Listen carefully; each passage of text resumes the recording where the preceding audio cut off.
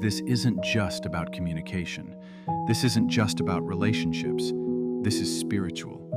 Because the words you speak don't just affect people around you. They are seen by God. They are heard.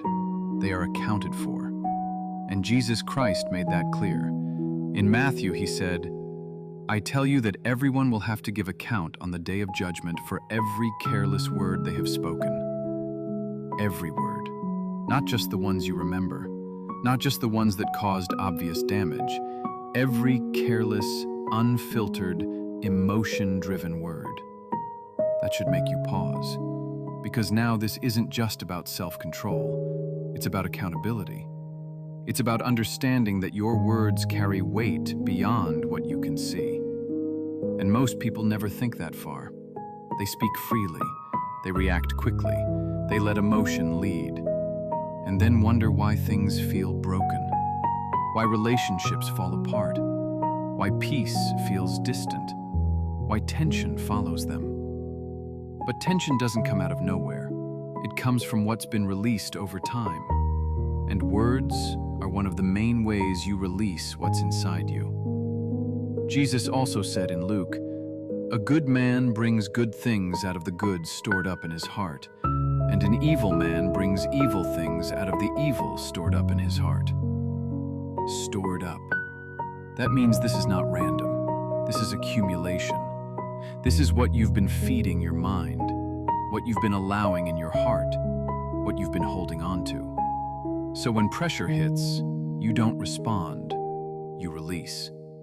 And what you release is what you've been storing. That's why pressure reveals people, because it removes the filter and shows what's really there. And this is where most people struggle, because they want to speak better without becoming better. They want to sound peaceful without becoming peaceful. They want to speak love without dealing with the anger inside. But you can't fake this.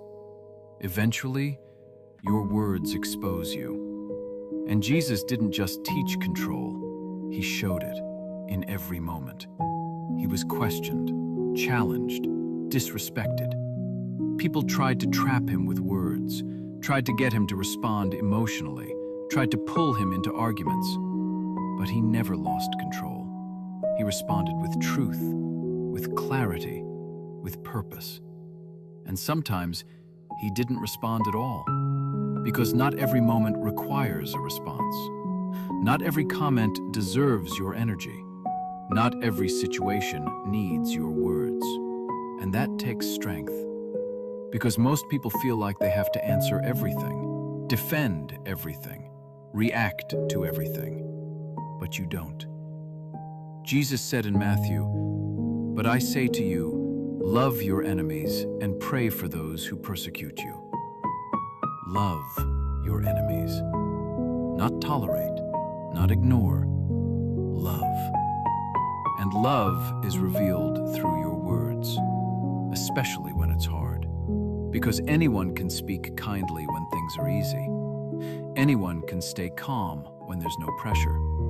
But when someone disrespects you, when someone pushes you, when someone hurts you, that's where your words reveal everything.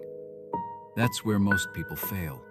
They react, they defend, they attack back. They say what they feel in the moment without thinking about what they're creating. But Jesus showed something different.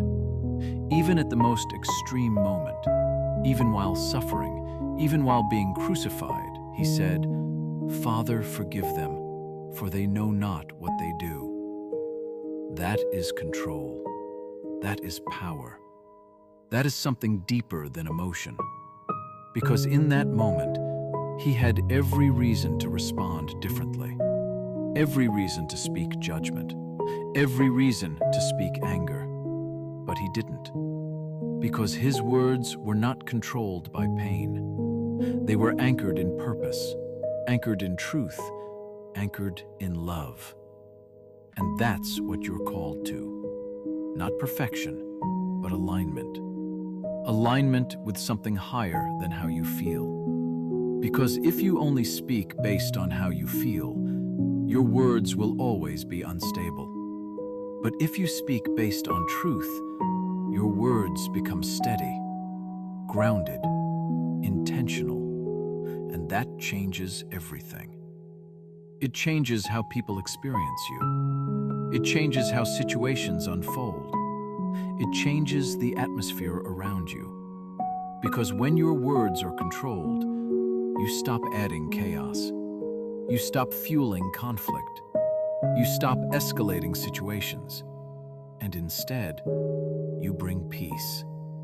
And that's something rare. Because most people don't have that level of control. They're driven by emotion, driven by impulse, driven by the need to react. But when you begin to follow the example of Jesus, you become different. You pause, you think, you choose.